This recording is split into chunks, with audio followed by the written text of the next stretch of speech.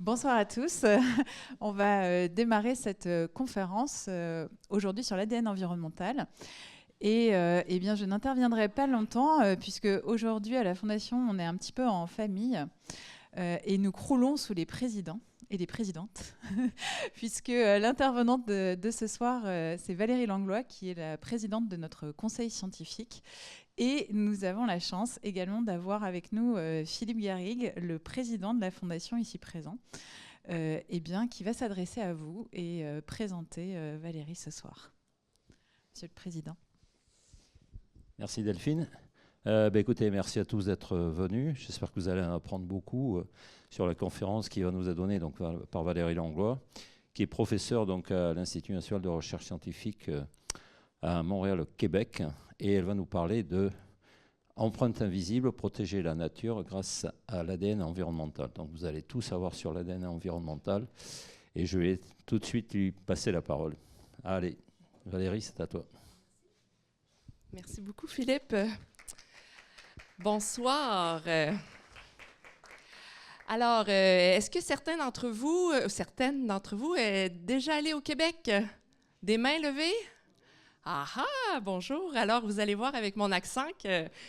moi aussi. Est-ce qu'il y en a parmi vous qui aimez la biodiversité, les animaux? Yeah! Bon, parfait. On est ici ce soir. Vous êtes à la bonne place. Bon, alors, ça me fait plaisir, vraiment un grand plaisir d'être avec vous ce soir. J'espère que vous allez comprendre au moins 95% des mots que je vais dire. Et sinon, vous me le dites et je vais essayer de trouver une autre façon de m'exprimer pour vous faire saisir l'importance des propos. Alors, sans plus tarder, on va commencer avec pourquoi est-ce qu'on s'en fait pour la biodiversité? Quelles sont les menaces actuelles? Bon, sans parler de toutes les menaces anthropiques telles la contamination, au niveau juste des espèces envahissantes. Ces chiffres-là sont pour le Canada, mais c'est sûrement encore plus grand encore pour la France. On dépense des milliards de dollars annuellement avec la présence d'espèces invasives envahissantes. Alors, vous savez, ces espèces qui viennent d'ailleurs, finalement, et puis qui arrivent dans nos écosystèmes et puis qui peuvent un peu les chambouler. Alors, les gouvernements, on dépense des fortunes à essayer de soit les détecter ou aussi des enlever. Fait qu'on dépense beaucoup d'argent. Vous avez moins d'orignaux ici en France que par chez nous, mais c'est quand même un concept qui est intéressant et possible pour d'autres animaux. Nous, au Canada, au Québec, on a ce qui s'appelle le ver du méninge. Alors, c'est un parasite qui vit dans le cerveau des chevreuils, OK? Mais ça ne dérange pas la santé des chevreuils. Ils vivent bien avec ça. Le problème, c'est lorsqu'il infecte les orignaux meurent. Et comme vous le savez, avec le changement climatique, nous avons les populations au Canada de chevreuils qui migrent vers le nord. Quand je dis chevreuil, cerf de Virginie, vous me suivez? Des fois, on n'utilise pas les mêmes termes. Alors, qui montent vers le nord pour aller finalement cohabiter avec les orignaux qui, après ça, ils sont aussi en danger. Et puis, leurs populations sont en train d'être décimées par ce parasite-là. Un autre problème dans la biodiversité, c'est cette idée d'espèces rares. Alors, on veut les protéger, ces espèces qui ne nous restent pas beaucoup d'individus, mais ils sont donc durs à trouver. Alors, pour trouver quel habitat protéger, il faut savoir ils sont où. Alors, on dépense des fortunes à essayer de faire des inventaires, de les chercher, tout ça dans la nature. OK? Je ne sais pas si vous avez suivi la conférence des parties de la Convention des Nations unies sur la biodiversité. C'était à la maison, nous. C'était à Montréal en 2022. C'est là qu'on l'appelait en petit la COP 15. Alors, c'est une convention vraiment importante sur la biodiversité Et puis, c'est une des premières fois que les pays ensemble ont décidé, OK, là, il faut vraiment faire quelque chose pour la biodiversité. C'est sûr qu'en regardant les nouvelles ces temps-ci, on ne pense pas qu'ils vont faire quoi que ce soit. Bon, mais ceci dit, on va rester positif. Parmi les plusieurs cibles que les pays se sont données, je vais vous en lister 4 ici. Alors, la première, c'est de conserver au moins 30% des zones terrestres et maritimes mondiales. Donc, chaque pays qui sont signataires ont accepté d'essayer d'atteindre ces cibles-là. Gérer activement le rétablissement et la conservation des espèces. Réduire de 50% le taux d'introduction des espèces envahissantes qu'on vient de parler. Et puis aussi, peut-être que pour vous, c'est moins à propos en France, mais pour nous, au Canada, c'est quelque chose de très important, c'est d'intégrer les connaissances traditionnelles des peuples autochtones dans la gestion de la biodiversité. Nous, on en a vraiment beaucoup, différentes cultures autochtones, alors c'est important de les inclure dans tout ça. La problématique avec ça, c'est toutes des belles idées, des belles intentions, mais comment on va faire? Comment on va faire pour suivre ça, le progrès là, à partir de maintenant? Comment on fait pour savoir si on les a atteintes, ces cibles-là? Alors, il nous faut des outils, il nous faut des méthodologies robustes pour faire ça. Donc, c'est important de pouvoir essayer de trouver des techniques qui vont nous aider à pouvoir s'assurer que nos efforts ont porté fruit. Alors, une des solutions qu'on vous propose, une solution. Non, c'est pour ça, on avait une petite discussion juste avant sur les solutions. Alors, une solution pour aider à la biodiversité, c'est cette idée d'ADN environnemental. Alors, qu'est-ce que c'est? Est-ce que vous connaissez un peu l'ADN environnemental? Oui, non? Ah, super!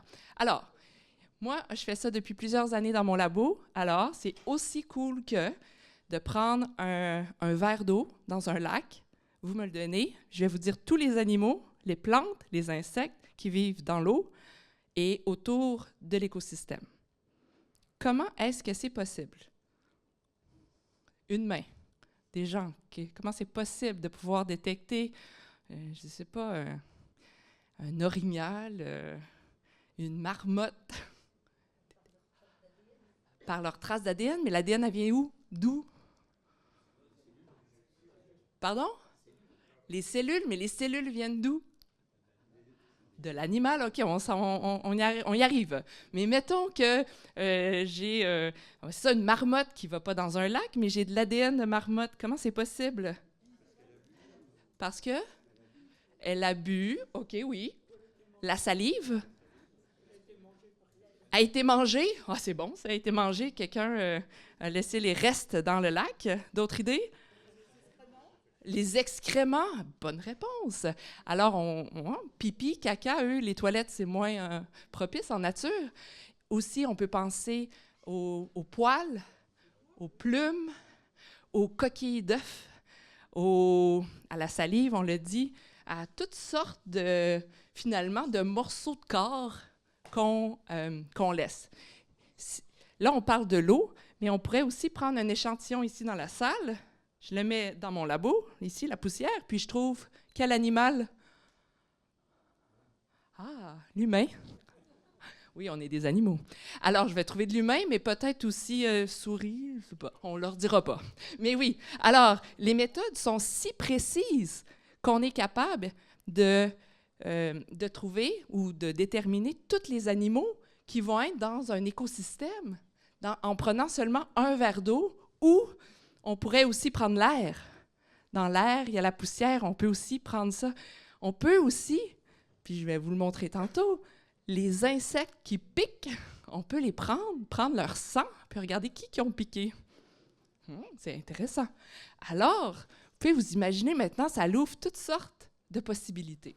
Alors, c'est de ça aujourd'hui que je vais vous parler. Comment ça fonctionne? C'est que dans la cellule, on a OK, ça, c'est une cellule. On a un noyau. Dans le noyau, on a l'ADN. OK? Mais on a aussi des mitochondries qui sont des petites batteries qui donnent l'énergie à la cellule, qui aussi possèdent de l'ADN. Alors, dans une cellule, il y a beaucoup d'ADN.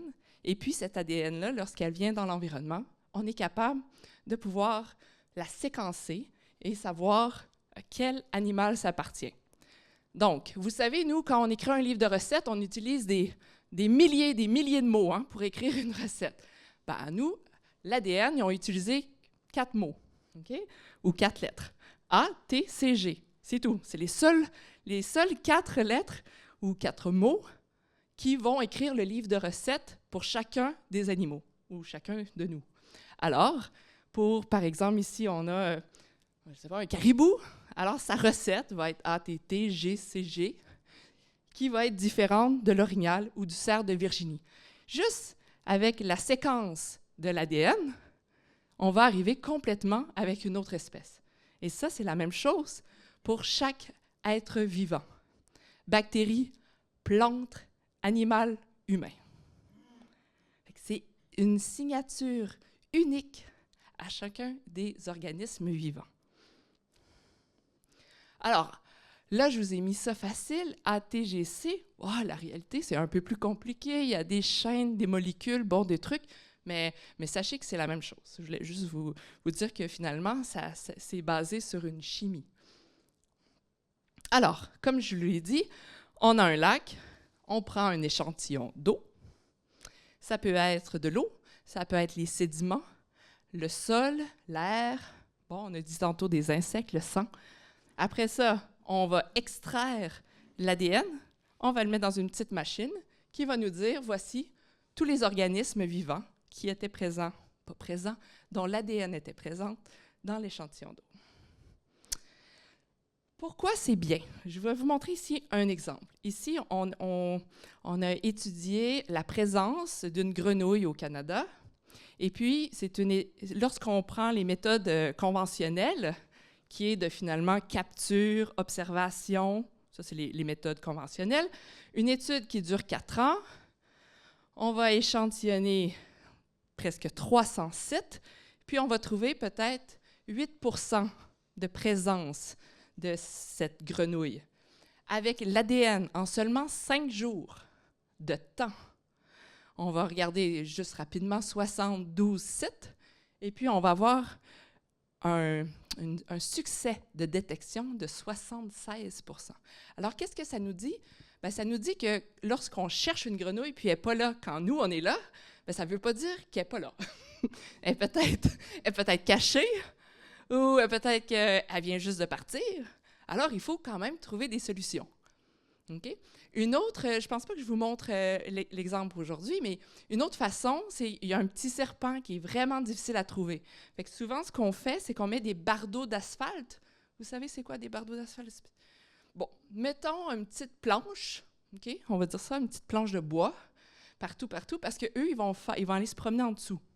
Fait que là, quand nous, on veut voir s'ils sont là, il faut ouvrir pour regarder.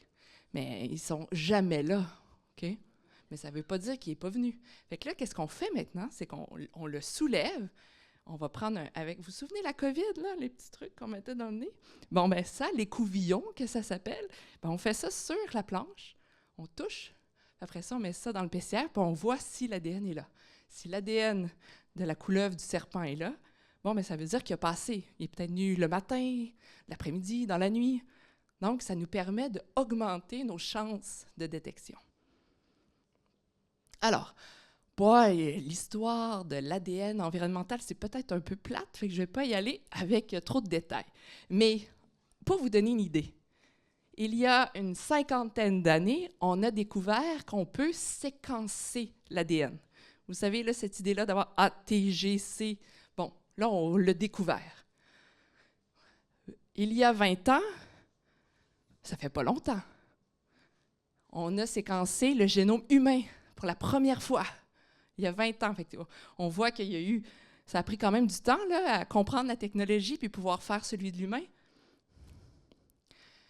Et puis maintenant, il y a 10 ans, ce qu'on peut faire maintenant, c'est qu'on a séquencé tellement d'animaux, d'organismes vivants sur la planète que maintenant, on a une banque de séquences de tous les animaux, ou presque animaux, je dis animaux toujours, mais plantes, insectes, les organismes vivants serait le meilleur mot. Alors, on a une banque de références. Alors, on peut maintenant aller prendre un échantillon d'eau, d'air, puis regarder par rapport à la banque, voir si les séquences C'est qui, finalement, qui est présent dans mon échantillon. OK. Mais en même temps, je vous montre d'autres choses que ça peut faire. On parle beaucoup de biodiversité, mais quoi d'autre qu'on peut faire avec ça? Vous allez voir, c'est assez intéressant. Ben, premièrement, une chose que je vais dire avant de ça, c'est qu'on peut aller dans les restaurants de sushi. Il y a des gens qui aiment les sushis ici? Oui, levez la main. Moi, j'aime les sushis. Oui, quand même. Est-ce que vous êtes sûr que le poisson que vous mangez dans votre sushi, c'est le bon poisson? Une étude a été conduite il y a à peu près 5 ans aux États-Unis. Elle a montré que 100% des restaurants qui ont étudié avaient au moins une erreur de poisson dans le menu. OK?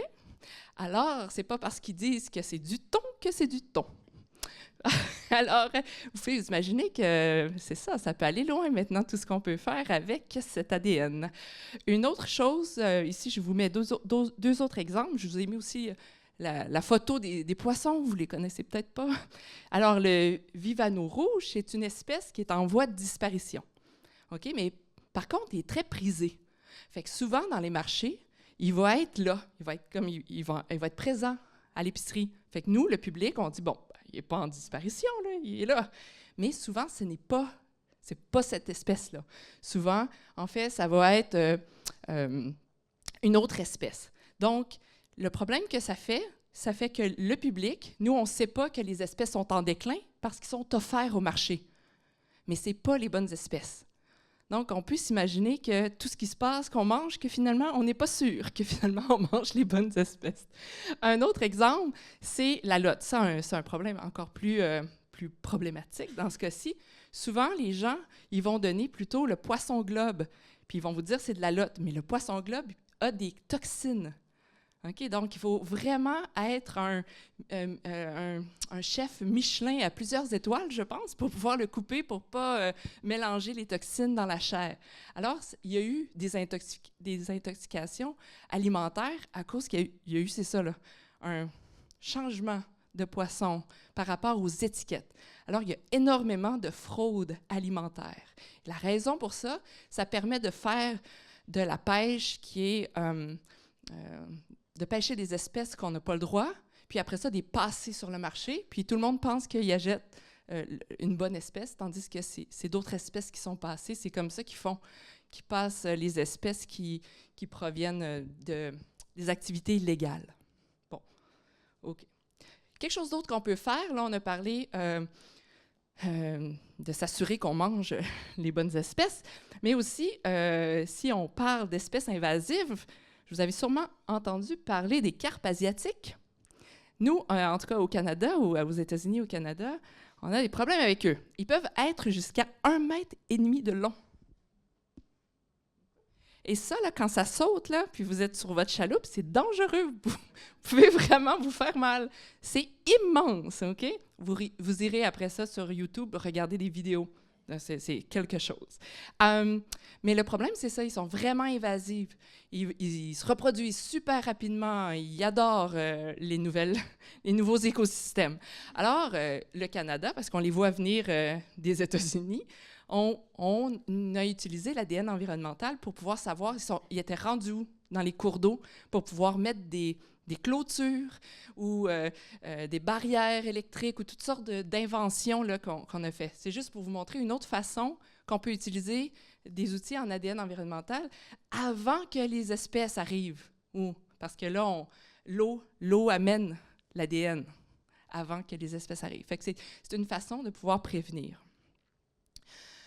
Bon, le monde des insectes et les insectes qu'on n'aime pas, il y en a plusieurs. Mais ici, il y a un exemple.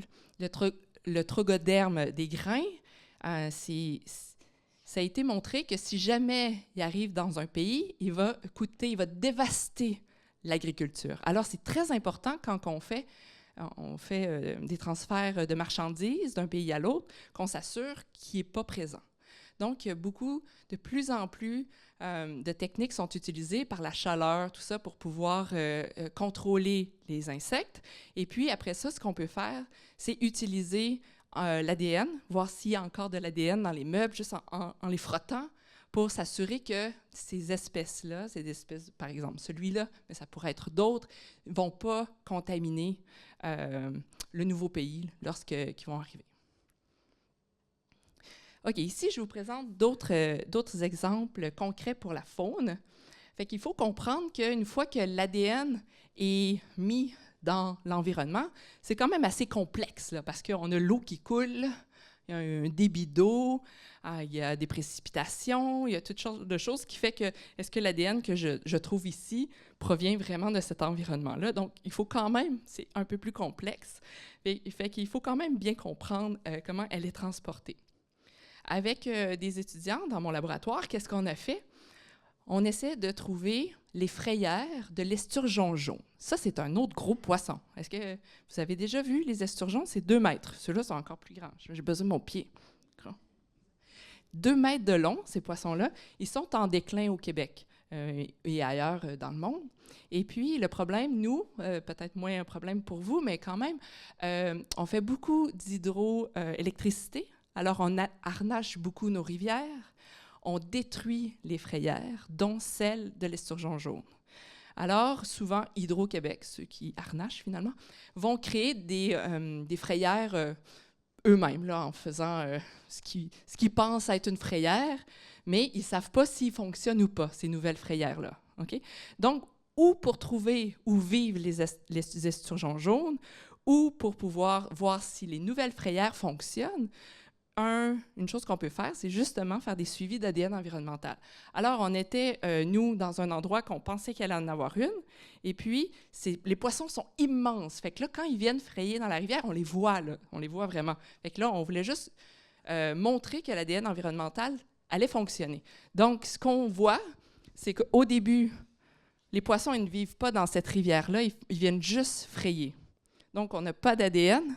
Aussitôt que la température de l'eau atteignait 12 degrés précis, on l'a fait sur plusieurs années, 12 degrés, tous les esturgeons arrivaient dans la rivière.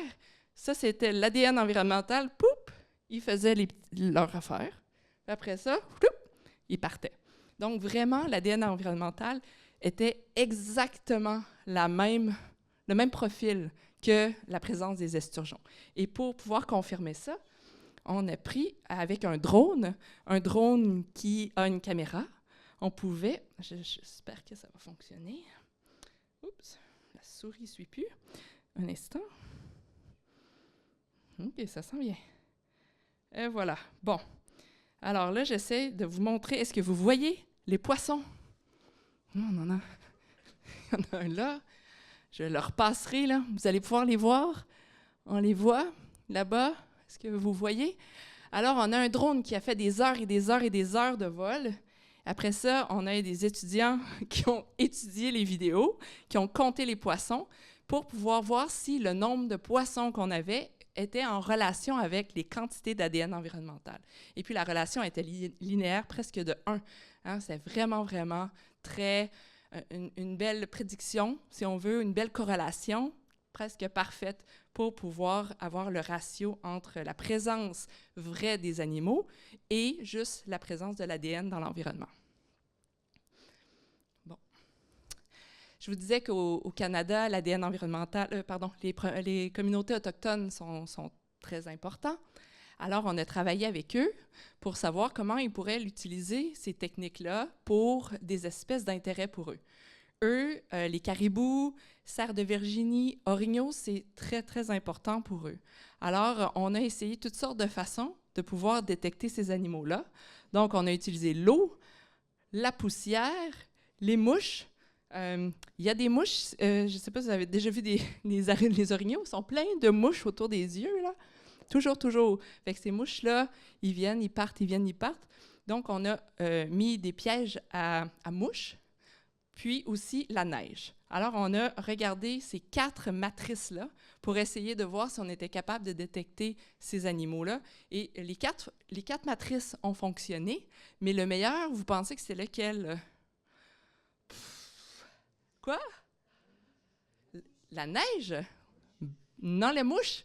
Non, et c'était la neige. La neige, assez spéciale, hein? Et la neige, mais pourquoi la neige? Parce que la neige, c'est, je peux pas dire c'est pur, mais il n'y a presque pas d'inhibition.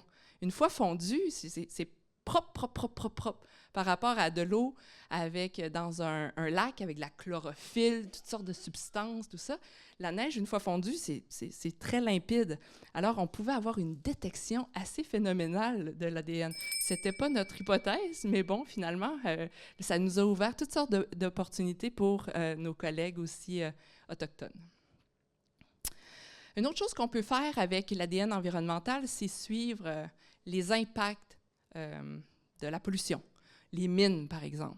Donc, ici, c'est une étude que nous avons faite. On a étudié 2 mines. Une mine qui allait ouvrir bientôt. Vous connaissez le lithium, qui est bien important dans les batteries. Hein? Alors, c'est bien populaire, nous, maintenant, les batteries et le lithium. Alors, ils vont ouvrir une mine très bientôt au nord du Québec. Alors, avant que cette mine soit en fonction, on est allé faire des inventaires d'ADN environnemental pour pouvoir voir quelles sont les espèces. Ici, le focus était poissons. Donc, quelles sont les espèces qui sont présentes avant? Après ça, la mine va ouvrir. On va les suivre à travers, après ça, leur exploitation du minerai. On a comparé les travaux avec une mine qui est en activité. C'est une mine d'or. Et puis, ce qu'on a pu réaliser dans l'étude, c'est que les espèces qui sont plus sensibles, les truites, par exemple, les salmolinés, ils sont beaucoup plus sensibles à la perturbation de l'eau. Donc, on ne les retrouverait plus du tout sur le site. Donc, on avait juste les espèces qui sont plus résilientes. Donc, encore une fois, ça peut nous aider à comprendre la distribution des espèces ou les impacts. Par exemple, ici, ça va être de la qualité de l'eau autour des mines chez les poissons. OK. Bon, les tortues, vous en avez sûrement aussi. Je vous présente celles qui sont au Québec. Alors, on essaie de les protéger, surtout celles qui sont dans le carré, dans les rectangles, pardon. C'est des espèces qui sont vulnérables ou en danger de disparition. Les autres, ils sont plus communes. Et puis, la tortue à oreilles rouges, c'est une espèce introduite. Mais elle n'est pas en compétition avec les autres espèces, donc elle n'est pas considérée comme invasive. Bon, pour pouvoir protéger ces espèces-là, c'est très difficile de trouver des tortues encore avec les méthodes conventionnelles dans l'environnement.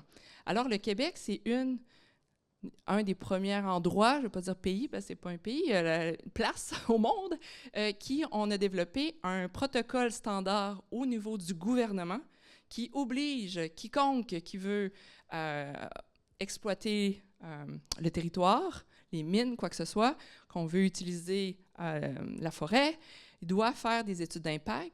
Et lorsqu'on parle des tortues, maintenant, les inventaires conventionnels, ce n'est pas ce qui est priorisé. Ils priorisent les inventaires par ADN environnemental. Alors ça, c'est une première.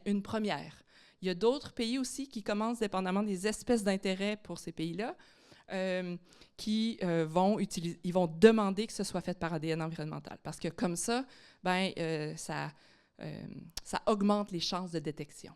Okay? Alors, quelles sont les prochaines étapes pour cette sphère de l'ADN environnemental? Alors, sachez qu'on peut mettre ça encore plus compliqué. Parce que dans l'ADN, on a aussi de l'ARN, c'est une petite molécule. Fait qu'on commence à la détecter aussi dans l'environnement. Fait que le domaine de l'ADN environnemental pour le futur est en plein développement, en plein essor.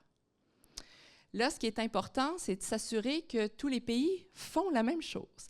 Parce que vous pouvez vous imaginer si un industriel demande de faire un inventaire des espèces en voie de disparition sur un territoire, puis il dit non, on a fait plein d'ADN environnemental, on n'a pas trouvé.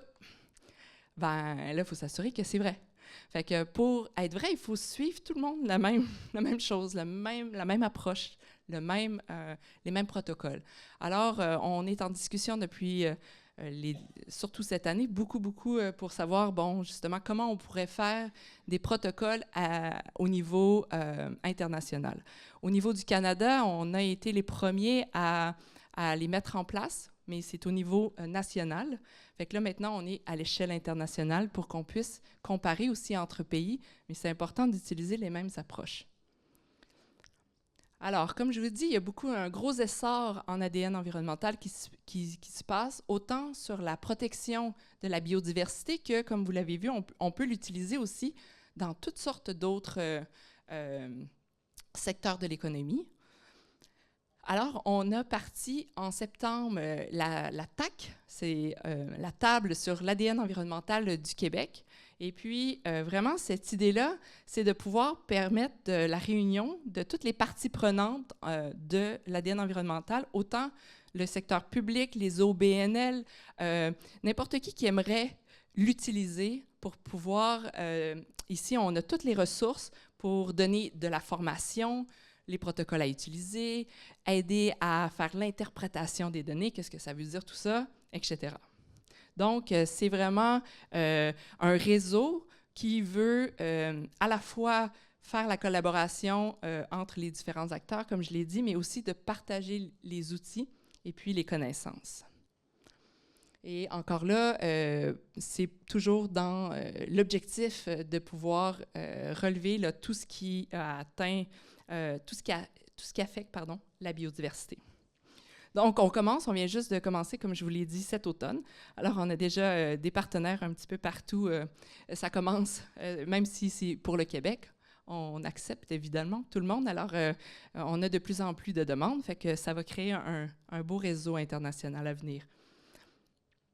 Alors, si on revient à nos différentes cibles de la COP 15, donc des outils d'ADN environnemental vont pouvoir nous aider à pouvoir atteindre, au moins de pouvoir faire les suivis de la biodiversité pour pouvoir nous savoir si oui ou non on a atteint nos cibles. Deux autres petits points d'information. Mon équipe de recherche et moi, on vient de terminer la rédaction d'un livre sur justement l'ADN environnemental pour le grand public.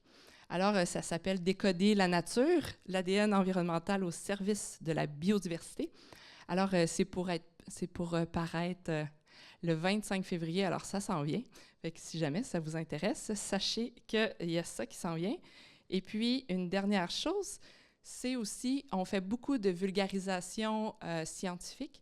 Alors, j'ai commencé une collection de livres pour enfants, pour tout le primaire, et qui s'appelle Prof Planète et sa brigade. Alors, on a sorti les 2 premiers tomes cet été. Le premier, c'est toutes des missions. Missions plastiques où on apprend les macro, micro et nanoplastiques. Qu'est-ce que c'est? Mais ça finit bien, là, c'est rien de stressant pour les enfants, ne vous en faites pas. Et puis aussi, Mission Sauvetage qui explique aux enfants qu'est-ce que l'ADN, qu'est-ce que l'ADN environnemental, mais tout ça dans des petites aventures un peu rocambolesques, futuristiques, très drôles, très drôles. Alors, pour vous ce soir, on avait déjà choisi un siège de quelqu'un qui va pouvoir remporter une copie du livre pour enfants. Et puis le siège était le A7, et puis c'est le monsieur qui est ici. Alors, et voilà, c'était vous.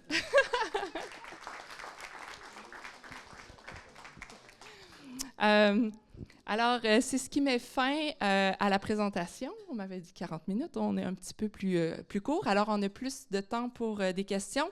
J'ai essayé de mettre ça assez général pour pouvoir au moins vous situer qu'est-ce que l'ADN environnemental, puis comment aussi on peut l'utiliser pour différents secteurs de la société, mais surtout pour la protection de la biodiversité. Alors, ça va me faire plaisir de répondre à vos questions si vous en avez. Ah.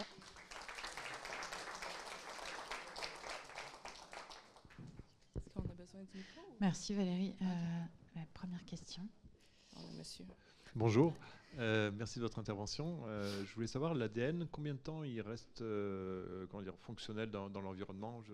Combien de temps on peut détecter pour savoir que les espèces qu'on détecte, est-ce qu'elles sont là depuis, est-ce qu'elles sont passées il y a 5 minutes ou est-ce qu'elles sont passées il y a 10 ans?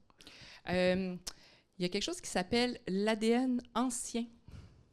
Okay? Donc, l'ADN peut rester des milliers d'années dans les sédiments, par exemple. Mais en même temps, peut rester dans la colonne d'eau quelques heures. Alors, ça dépend dans quoi elle est présente. Okay? Donc, c'est important quand on fait ce type de travaux-là de se questionner à savoir qui on cherche, quelle espèce on cherche, et puis quelle est la meilleure façon ou matrice pour aller faire l'échantillonnage, pour s'assurer qu'on est dans le moment présent.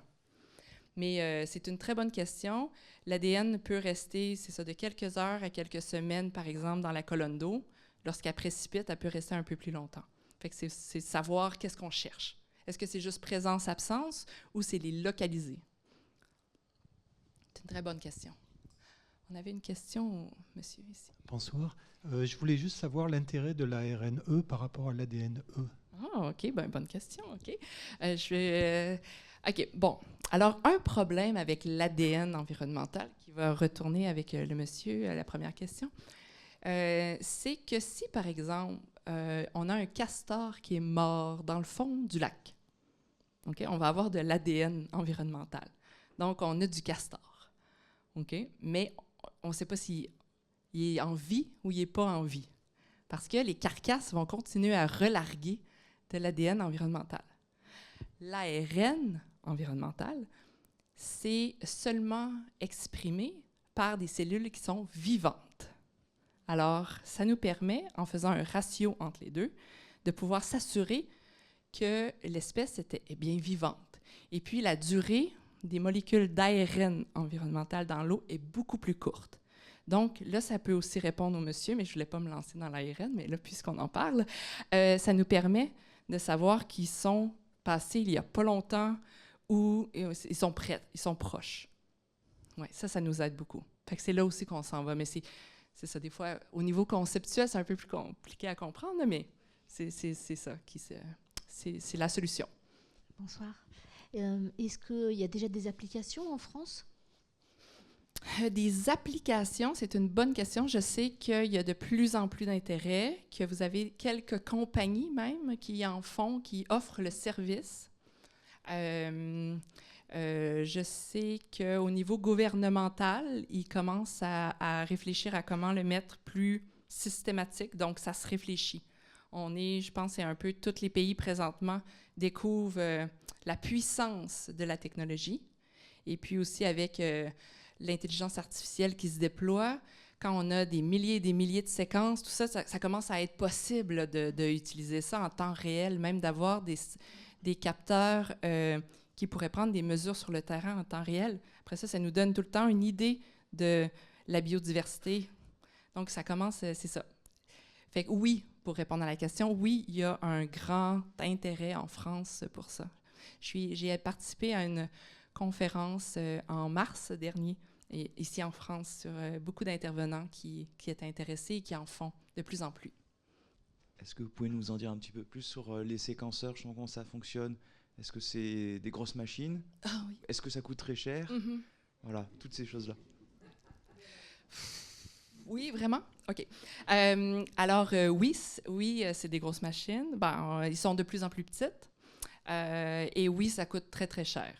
Moi, je viens de recevoir à peu près 5 millions d'euros pour pouvoir faire un labo en biologie moléculaire. Mais ça, c'est juste pour l'équipement. Fait que c'est quand même... après ça, il faut le rouler. Juste les produits qui sont les réactifs, ce qu'on a besoin pour pouvoir faire la recette, là, pour pouvoir voir les résultats, c'est extrêmement cher. Fait que oui. Sauf que là, je ne vous ai pas fait la différence entre le meta-barcoding, qui ne se traduit pas en français, là, malheureusement, et puis la qPCR ciblée. C'est deux techniques qui utilisent l'ADN environnemental. Laissez-moi vous expliquer. Alors, la qPCR ciblée, qu'est-ce qu'on va faire? C'est qu'on va développer des outils pour pouvoir trouver une espèce d'intérêt à la fois. Alors, si on revient à mon castor, je suis vraiment fan de castor, je veux savoir son où. Alors, je vais prendre la qPCR ciblée et ça, la petite machine est pas chère. C'est peut-être 5 000 €, pas plus. Et puis ça, après ça, on peut juste faire du castor, parce que j'aime le castor. Alors, je vais regarder le castor et puis je vais savoir il est où. Je prends plein d'échantillons à travers la France ou le Québec. Et puis, là, je sais il est où. Okay, donc, ça, c'est extrêmement précis. Donc, si on a oui, c'est qui est là. Et c'est vraiment très précis la façon qu'on a fait le design de l'outil. Okay? Très précis, mais je vais juste savoir le castor. Mais je suis capable de le faire moi-même. À peu près tout le monde pourrait faire ça là, dans sa cuisine ou dans son garage. OK? Fait que oui. L'autre qui prend le séquençage, c'est le metabarcoding. Le metabarcoding, lui, il va prendre l'échantillon, un peu comme je vous l'ai montré, puis il va tout séquencer. On va avoir des milliers puis des milliers de séquences. Après ça, il nous faut quelqu'un qui est expert en intelligence artificielle. Nous, on appelle ça la bioinformatique, qui va tout prendre ça, mettre ça dans des ordinateurs, puis après ça, nous dire qui est présent dans l'écosystème. Quelles sont toutes les espèces qui sont présentes. Le problème avec ça, au début, là, je vous vendais du rêve, là, c'est qu'on n'a pas séquencé tout le génome de toutes les espèces. On a séquencé la même section de l'ADN de toutes les espèces. Okay? On l'appelle le COI. C'est une petite section d'ADN. Et ça fait que, elle est très petite, mais des fois, la longueur entre deux espèces, ça va être la même parce qu'elle est trop courte. On n'a pas assez fait un travail rigoureux. Fait que donc, quand on a les lectures de metabarcoding, on est moins sûr des résultats. Okay? Comme des fois, nous, on trouve du papillon qui existe juste en France. Pourquoi? Parce que dans la petite séquence, il est exactement pareil que nos papillons. Fait que là, on sait que c'est une erreur de bibliothèque. OK? De librairie, ou peu importe. Alors, ce qui est important pour nous, les scientifiques, c'est de retourner au labo et reséquencer chacune de ces espèces. Alors, dans les 4 dernières années, avec une équipe pan-canadienne, on a fait 125, je ne l'ai pas mis, mais 125 espèces canadiennes d'intérêt pour le gouvernement, les industriels et puis les Autochtones. Et on est tout allé reséquencer au complet. Puis après ça, pour pouvoir vraiment s'assurer que là, on a ces espèces-là, mais on ne se trompe pas entre deux. Mais ça va coûter cher, ça va prendre beaucoup de temps, mais ça vaut la peine. Parce que les espèces, après ça, ils ne changent pas. Là. Une fois qu'on sait la séquence, c'est comme l'humain, on ne va pas changer de séquence d'ADN. Donc, oui. Fait que oui, ça coûte cher, mais il y a des façons de faire. J'avais une question, Valérie, moi. Ah. Pardon, je suis là. Ah, salut! Salut. Et pour évaluer la qualité de l'eau, est-ce qu'on utilise de l'ADN environnemental, par exemple, pour voir des espèces sentinelles ou l'abondance relative de certaines espèces? Est-ce que ça nous renseigne sur la bonne qualité de l'eau? Et est-ce qu'il y a des programmes de biosurveillance comme ça qui ont lieu au Québec et au Canada? Oui, bien c'est ça. Là, présentement, au Canada, je ne sais pas en France, je m'excuse, je n'ai pas tous les détails, mais au Canada, on utilise beaucoup les macro-invertébrés dans les cours d'eau. Des macro-invertébrés, des petites bébites qui vivent dans le fond de l'eau, souvent. Et puis, on va les voir, puis on les identifie, puis on sait quel taxon, quelle espèce. Quand ils sont présents, ça veut dire que ce n'est pas une bonne qualité de l'eau. Quand ils sont présents, ça veut dire que... Bon.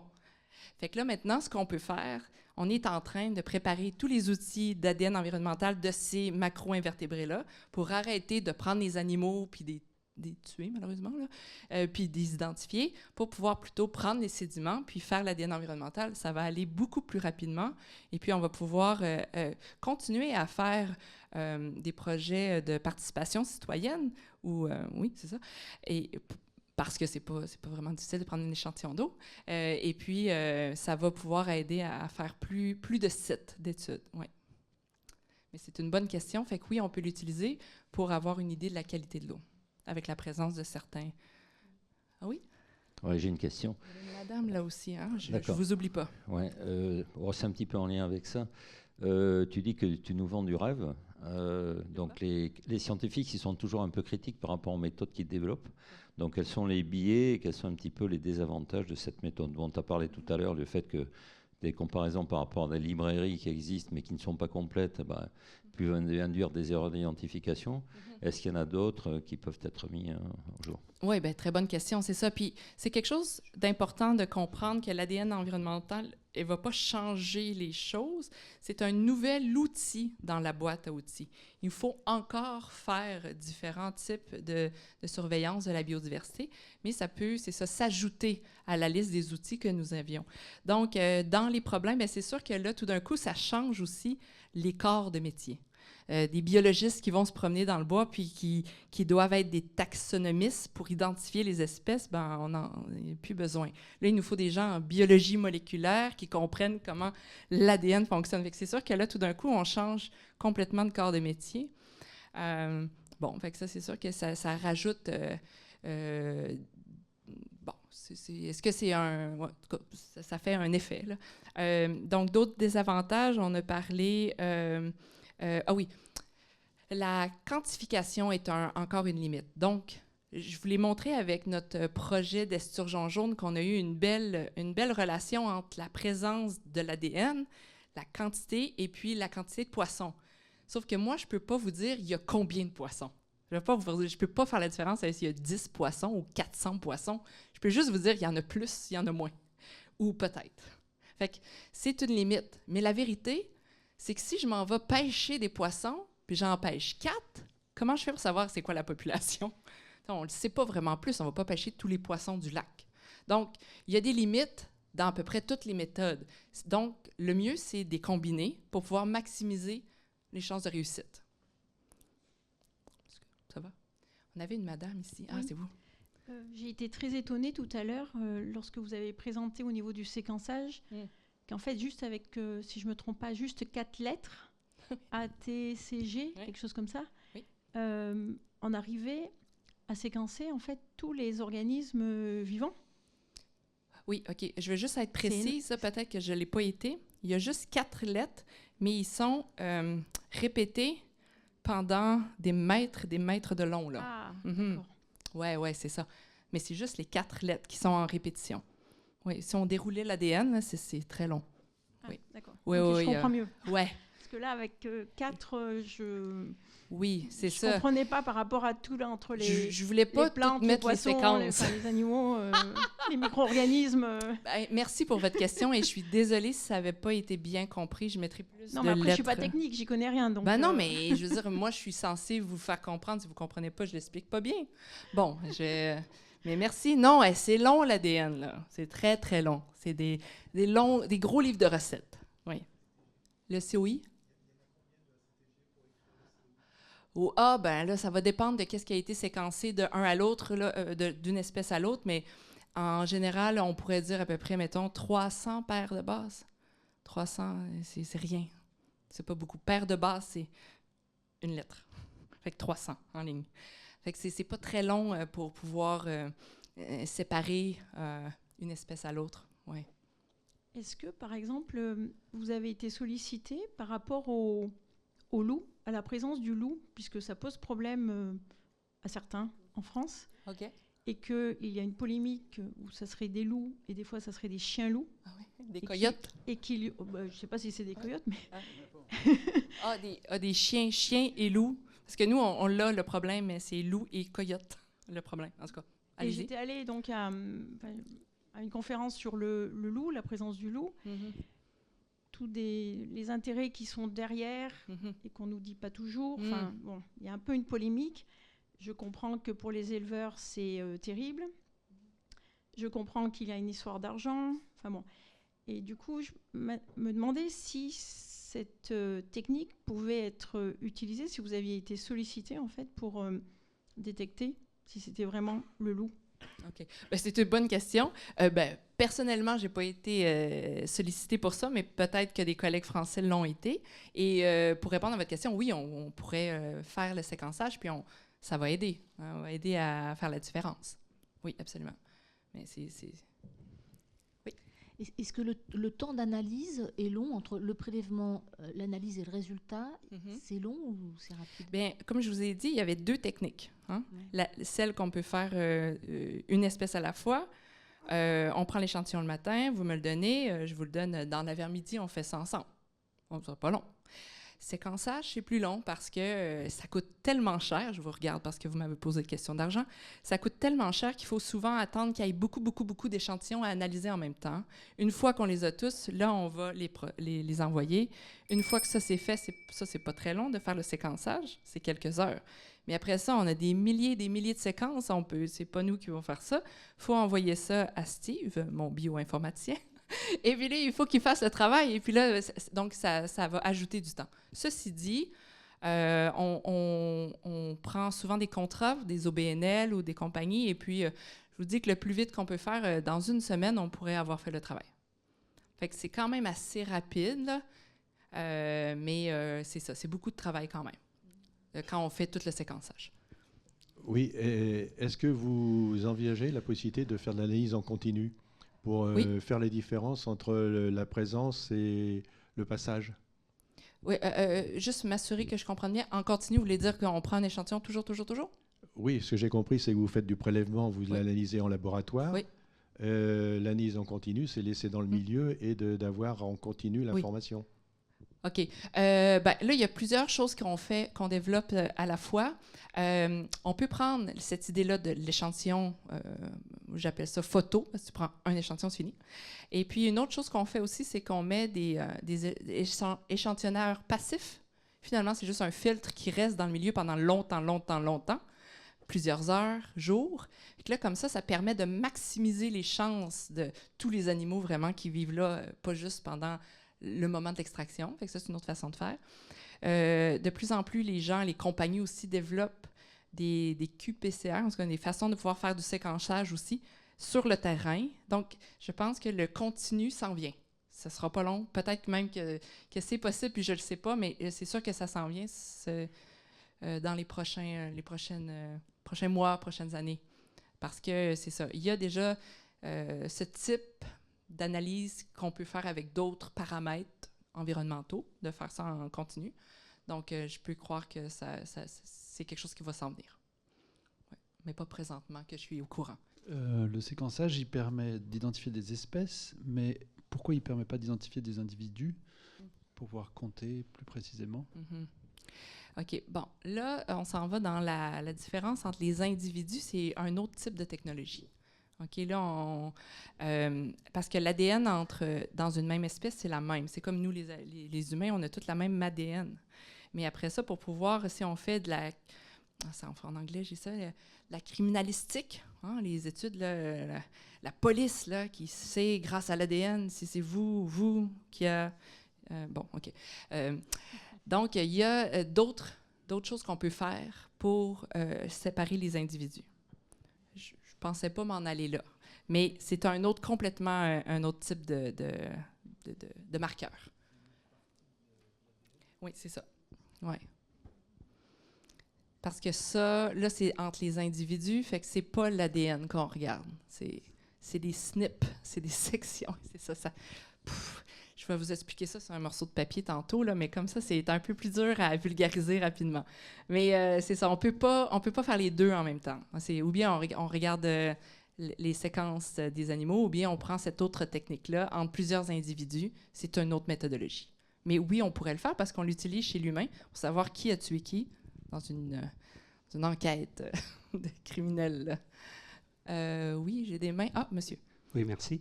Est-ce que vous êtes sollicité ou est-ce que vous avez des contrats avec, je ne sais pas, des pays ou des gouvernements pour améliorer l'évaluation des espèces en voie de disparition? Ben, c'est une très bonne question. Personnellement, encore une fois, je n'ai pas de ces contrats-là de d'autres pays, mais sachez qu'il y a des scientifiques comme moi dans chacun de vos pays, okay, qui font aussi de l'ADN environnemental. Je ne suis pas la seule, heureusement. Et puis, oui, la question, c'est les espèces à risque, c'est ça? En disparition? OK, bon. Fait que, donc, oui, on travaille au Canada. J'aimerais tout le temps être au Canada, mais sûrement qu'en France, c'est la même chose. Les gouvernements, là, souvent, c'est les gouvernements qui ont le mandat de protection des espèces à risque. Hein? Donc, ils sont en train de commencer à apprendre, à comprendre comment fonctionne l'ADN environnemental, puis ils sont en train de le faire. Sauf que là, jusqu'au temps qu'il n'y ait pas des protocoles internationaux qui sont approuvés, les gouvernements ne peuvent pas réglementer. Nous, au Canada, on a créé 2 protocoles nationaux, un sur comment on fait l'échantillonnage, puis un sur comment on fait l'analyse. Donc, maintenant, nous, on peut faire la réglementation au Canada parce qu'on s'est créé avec l'Agence de standardisation du Canada, on a créé des protocoles. Ça a pris beaucoup d'années, ça nous a coûté cher, mais on a réussi. Fait que, bon, c'est ça. Fait que, mais oui, de plus en plus, ça va venir. On sait qu'aujourd'hui, la perte de la biodiversité, c'est quelque chose de grave. Si vous aviez des exemples, comme quoi votre outil ou votre technologie, elle avait pu stopper des pertes de biodiversité à un moment ou à un autre. Bon, je vous donne 2 exemples. OK? Ce mot-là, je l'oublie tout le temps. Comment on appelle ça, les gens qui chassent des animaux qui ont illégal, pas le droit? Du braconnage. Braconnage, c'est un mot qui ne reste pas dans mon cerveau. Je ne sais pas pourquoi. Bon, alors, le braconnage, sachez que c'est quelque chose d'important, hein, pas juste ici, je veux dire en Afrique, avec les éléphants, avec les ça. Bon, alors, de plus en plus, les gens qui sont dans les gouvernements internationaux, qui sont à essayer de trouver les braconniers, utilisent de plus en plus des outils de détection en biologie moléculaire. Alors, aussi agréable qu'on arrive chez des pêcheurs, puis il n'y a pas de poisson dans la glacière, mais il y a de l'eau. Ben, moi, je vais te prendre un échantillon d'eau, puis je vais te dire c'est qui t'a pêché. Hein? Fait que là, on peut tout d'un coup trouver les braconniers. Même chose avec s'il y a du sang sur une surface, là, parce qu'ils ont tué un animal, on ne sait pas c'est quel, mais on prend un échantillon, maintenant on peut savoir. Donc maintenant, de plus en plus, tout ce qui est braconnage, au niveau international, c'est des outils qui commencent vraiment à être utilisés au niveau de la réglementation. Ça devient utile. Le premier cas, nous, en cours, qui va être débattu, je pense, cette année, qui vont utiliser l'ADN environnemental comme preuve, vous allez rire peut-être, c'est une espèce de mousse, ou je ne sais pas quoi, qui est super cute, qu'on pouvait acheter sur Internet, puis mettre sur le bord de la fenêtre. C'était vraiment beau comme petite mousse, là, je ne sais pas quoi, là, je ne connais pas ça. Fait qu'il y a plein de monde au Canada qui ont acheté ça, mais dans la mousse, il y avait des œufs d'un insecte qui, après ça, est allé dans l'eau, puis maintenant, c'est partout au Canada. Fait que là, ils sont en cours contre la compagnie qui vendait le machin. Fait que ça va être la première fois que l'ADN environnemental va avoir permis d'être utilisé en cours. Alors ça va être une première, mais ce ne sera pas la dernière. On s'en va là.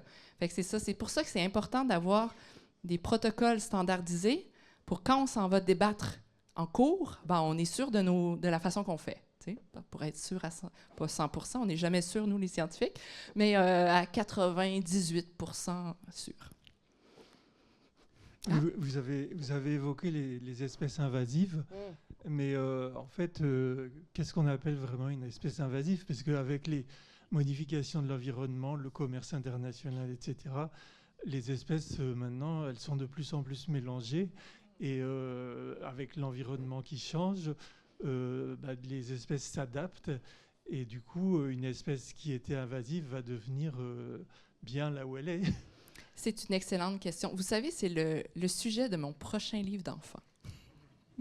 On pourrait parler longtemps de ce concept d'espèces. Souvent, nous, au Canada, on dit espèces exotiques invasives. Okay? Donc, on peut avoir des espèces exotiques, point. Ça veut dire qu'ils viennent d'ailleurs, sont chez nous, ils ne nous dérangent pas. Ils ne changent pas les écosystèmes, ils n'affectent pas les autres plantes, les autres animaux. Fait que ça, c'est des espèces exotiques qui, changement climatique, quoi que ce soit, ils ont migré, mais ils ne dérangent pas. Ils ne changent pas. Le problème, c'est celles qui sont envahissantes. Ça veut dire qu'ils arrivent, puis là, ils vont manger toute la nourriture, par exemple, nos carpes, là, de très grandes carpes. Ils vont manger toute la nourriture, puis là, ben, ça va faire décliner les populations de des espèces qui vivaient là avant. Fait que ça, c'est ça. Donc, le problème c'est souvent, on dit, là, ils sont envahissantes parce qu'ils nuisent à d'autres espèces qui vivaient avant sur le territoire. Mais c'est un bon point. On réfléchit beaucoup dans la communauté scientifique à se dire, si on a un endroit qui était très contaminé par l'industrie, par exemple, ou dans le milieu là, des routes là, où il n'y a personne, il n'y a aucune plante qui veut pousser parce qu'on a tout détruit ou c'est contaminé. Puis là, on a cette espèce invasive ou exotique qui arrive, qui vit là, mais elle ne dérange personne. Il n'y a personne de nos espèces qui veut vivre là, parce que ce n'est pas intéressant. Donc, est-ce que elle est nuisible ou non? Je pense qu'il y a beaucoup maintenant de gens qui se questionnent à savoir, est-ce qu'il ne faudrait pas toujours adapter la définition selon les situations? Mais je pense qu'il y a beaucoup de philosophie dans ce sujet. Pardon? Oui, absolument. Donc, est-ce que l'espèce qui arrive dans un milieu qui n'avait aucune espèce, ça dérange? Non, fait que c'est un nouvel équilibre, fait que cette espèce-là, on pourrait juste l'accepter. En tout cas, c'est ça. Juste un petit commentaire là, par rapport aux espèces invasives. Bon, moi, je suis très, très sceptique par rapport au concept. Par exemple, on a en France un frelon qu'on appelle le frelon asiatique, qui est arrivé donc, il y a à peu près une vingtaine d'années et qui effectivement attaque beaucoup les abeilles, les ruches, etc. Et c'était un très gros problème pour les apiculteurs. D'accord, ça c'est quelque chose que l'on voit à notre époque actuelle. Mais quand on parle par exemple du frelon européen que l'on dit autochtone, en fait, lui aussi il vient d'Asie, mais il est arrivé il y a 400 ans de ça. Donc il s'est établi, il s'est intégré, on le considère comme autochtone, mais 400 ans avant, il aurait été considéré comme une espèce invasive. Ouais, ben, je pense que le problème, c'est plus l'envahissement. Et puis, ici, on a une question de la madame. Voilà, moi, je vais poser une question peut-être bête, mais non. Dans la succession des gènes, est-ce que jusqu'à combien de lettres identiques se suivant on peut avoir, et est-ce que chez l'homme, par exemple, on peut distinguer par rapport à ça, par exemple, je ne sais pas, on va dire, chez l'homme, il y a 3 T qui peuvent se suivre, alors que chez les animaux, ce n'est pas possible. Est-ce qu'on peut distinguer l'humain et de l'animal comme ça Oui, absolument. Oui, oui, c'est exactement ça. C'est les séquences. Puis même de ça, pour le même gène, souvent, il y a des gènes, des sections de l'ADN qui sont pareilles entre des animaux et nous, là, parce qu'ils ont la même chose. Parce que si on les regarde, ils font, ils ont du sang, ils respirent, etc. Donc, ils ont besoin de toute la machinerie intérieure pour pouvoir recevoir l'oxygène puis pouvoir l'utiliser. Fait que souvent, ces sections-là de l'ADN vont être pareilles parce qu'ils ont besoin des mêmes fonctions que nous. Mais mettons, pour avoir une queue, ben là, peut-être qu'on n'aura pas ces sections-là pour nous. Mais il y en a qui vont les avoir. Est-ce que plus un animal est gros, par exemple un éléphant, il va avoir une chaîne plus longue que... Non. La grosseur de l'animal ne va pas affecter la longueur de son ADN, oui. La question est, est-ce que le séquençage détruit l'échantillon? Ben, en fait, c'est pas le séquençage. On le prend, on extrait l'ADN, on le met. Oui, habituellement, on ne l'utilise pas. Ouais. C'est à cause que, je vous mets ça simple, hein? Mais pour pouvoir le séquencer, on doit ajouter des couleurs sur les molécules d'ADN pour pouvoir les détecter sur l'appareil. Fait que donc, en faisant ça, on nuit, on change l'ADN. Ouais. Bon, en tout cas, on ne peut pas réutiliser l'échantillon. Vous avez des bonnes questions. Vous êtes difficile comme public. J'ai cru comprendre qu'il y a de l'ADN en présence dans l'eau aussi bien que dans la boue. Est-ce que vous faites des analyses de la boue? Est-ce que ça se conserve un peu plus longtemps? Et est-ce qu'on est capable de faire l'histoire de l'environnement? Oui, absolument. Un de mes premiers commentaires, c'était l'ADN ancien. T'sais, donc, on pourrait prendre une carotte, dans le fond, du plus vieux lac, et puis après ça, le prendre, puis regarder avec les marqueurs qu'on peut savoir les années, là, puis savoir quel type d'environnement on avait à ces époques-là, en utilisant l'ADN ancien. Fait que l'ADN ancien, il va être pas super beau, là, parce qu'il va avoir été un peu mangé. Sachez que les micro-organismes, les bactéries aiment ça manger l'ADN dans l'environnement. Fait que, donc, il ne sera pas parfait, mais on va être capable de reconstituer, on pourrait, dépendamment des échantillons, oui, des biodiversités passées. Mais c'est comme ça aussi avec les dinosaures, tout ça, on est capable de savoir lequel on peut retracer. Où vivaient les mammouths, etc. Là, c'est vraiment intéressant. On peut faire toutes sortes de choses maintenant. Sky is the limit. Puis même encore, peut-être c'est l'espace. Plus loin. Bon. Bah, merci beaucoup, Valérie. Je crois qu'on peut t'applaudir bien fort.